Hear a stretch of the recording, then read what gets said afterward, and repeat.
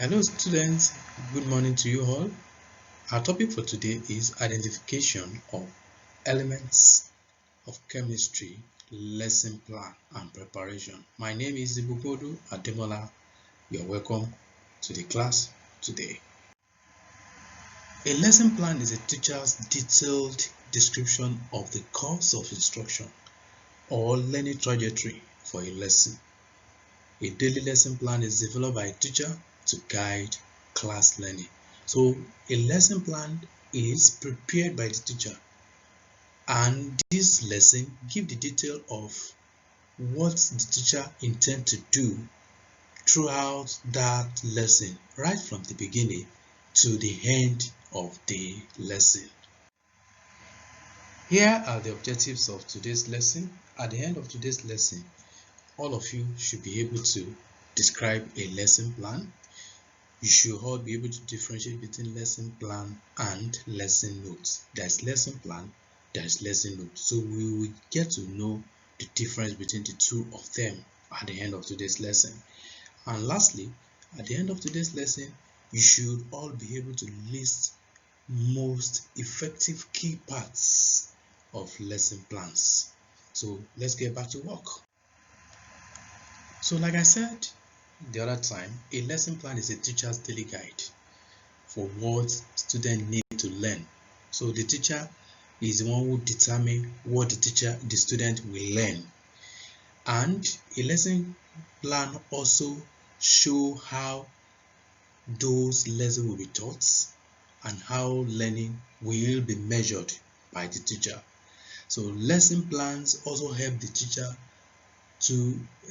to be more effective in the classroom by providing a detailed outline to follow each class period. So the lesson plan is so important when it comes to teaching and learning, and the teacher must take it serious. Now let's look at the difference between lesson plan and lesson notes. A lesson plan is a formal plan that details what you are teaching during the lesson as a teacher. It also describes the manner in which you will draw upon the student's schema or background knowledge to set the stage for the lesson. Also, a lesson plan lists the instructor's lesson objectives, often referencing them to state standard or if it is national standard. But for lesson notes, lesson notes are notes that the instructor writes about the lesson plan. For example, I might write that I need to emphasize a certain point because my students struggled during my last lesson. So in my lesson notes, I want to take care of what happened in the last lesson notes, in the last lesson, so that it won't repeat itself again. So I have learned from what the way the student responded in my last lesson, and I want to take care of what I observe now in my new lesson. Or I may want to remind myself to pay particular attention to a student or group of students. So my lesson note can take care of that. So my lesson note should be detailed enough in such a way that those that are at the disadvantaged end can also be taken care of. Here are some of the key parts of most effective lesson plan. First one is lesson objective. An effective lesson plan must have objectives. The second one is related requirements. An effective lesson plan must meet up with some requirements that are either in the syllabus or in the scheme. A teacher does not do anything on his own. They have to follow what is written in the scheme and in the syllabus. The third one is lesson material. An effective lesson material must take cognizance of the lesson material to be used for the delivering of the lesson. And the fourth one is lesson procedure.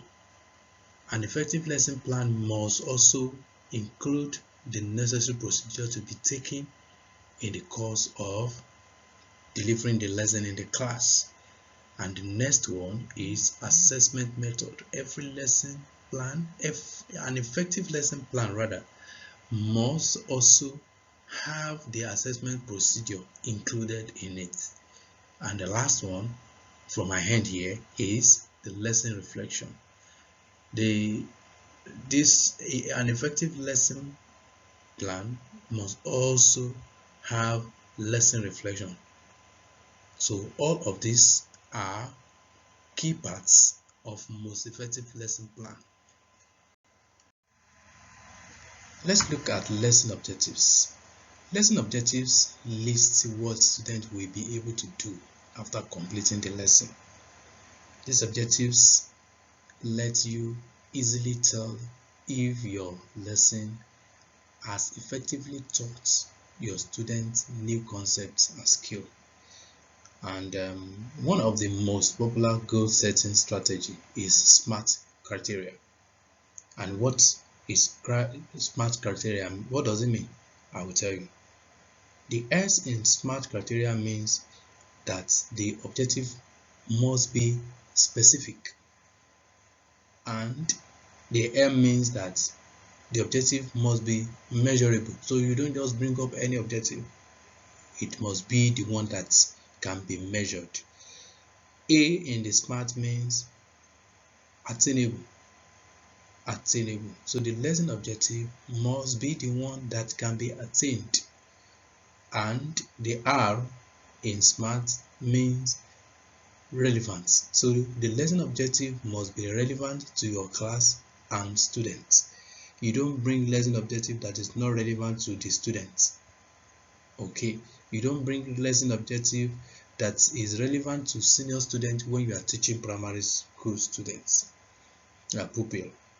And the T is the objective must be time-based and must align with your syllabus. You will recall that the other time I said a teacher does not do anything on his own.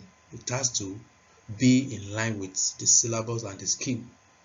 So a teacher can adopt SMART criteria when writing or listing his lesson objective. The next one is related requirements. Related requirements are national, state, or school standards that dictate what you need to teach in a class.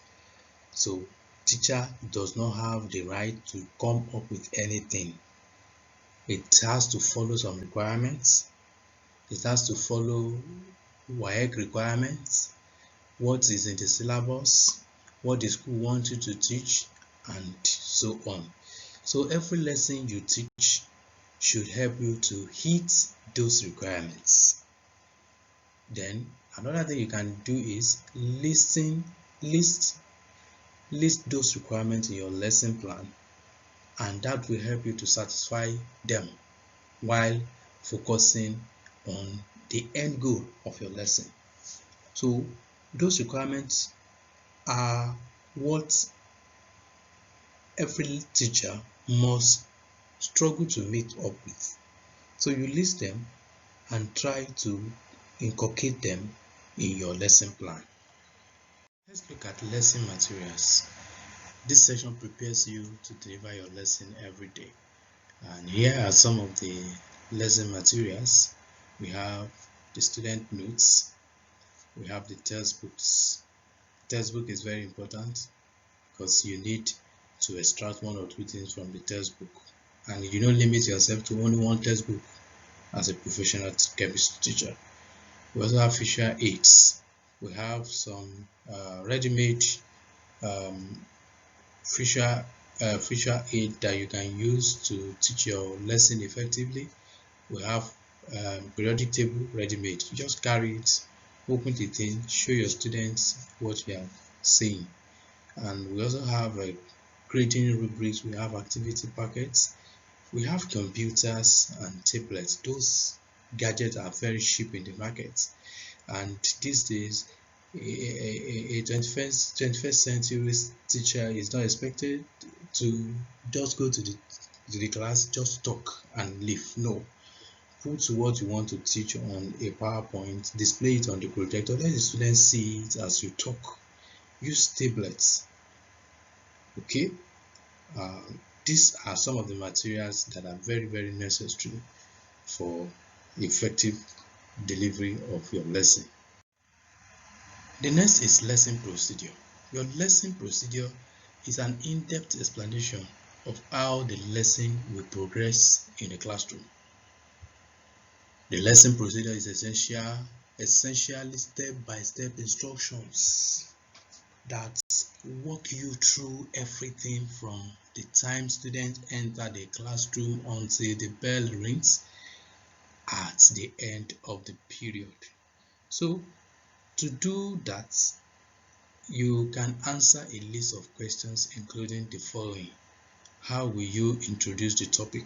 So it should be part of your lesson procedure. So you make up your mind how you will introduce the lesson, and that should be the first procedure. Then, what is the best way to teach this information to your students? You will ask yourself that question. And then the next one is, how can you incorporate problem solving and critical thinking? So these days, you need to incorporate problem solving and critical thinking in your lesson. Try to give students what will make them think critically and what can make them solve problem. So that should be part of your procedure. Another one is, what real life scenario relates to this topic? So like science is no longer an abstract thing that students just come and then look, and then you bring some life scenario that relates to the topic you are about to teach the students. And then the last one is, does this topic lend itself to group work? Does it? Then so you should always have it at the back of your mind that you want to inculcate cooperative learning. Bring the students, group them, and then give them some tasks to perform. From there, you discover one thing or the other about the students. So let's look at assessment method. The assessment method measures whether your students learned a lesson's information and met your lesson objectives. And this is very, very important. You must assess if you have communicated, if you have delivered very well, if your set goals are met or not. This is very, very important. So as a teacher, when you teach for some time, you check if the students are actually along with you. And then the method listed on your lesson plan will most often be formative assessments and vary lesson to lesson.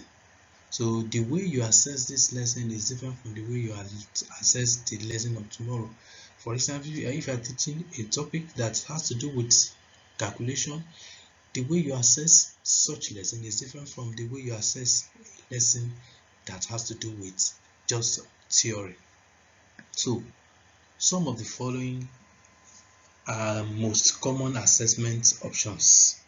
We have quizzes. So you can assess the student by giving them quiz. Hand-on activities. So you can give them some hand-on activities to do. Just give them, and then you will get to know if they actually comprehend the message you have passed across to them. Another one is writing assignments. You can give them assignments to do. Group presentation. You can group the students by giving them different topics and let them come and present. From there, you assess them. Another one is exit slips. You also have class journal entries. These are some of the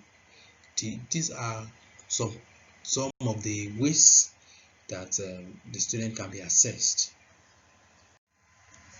The last one is lesson reflection. The lesson reflection portion of a lesson plan encourages teachers to take note of how to improve a lesson after it has been completed or delivered. By this point, your lesson has clear objective,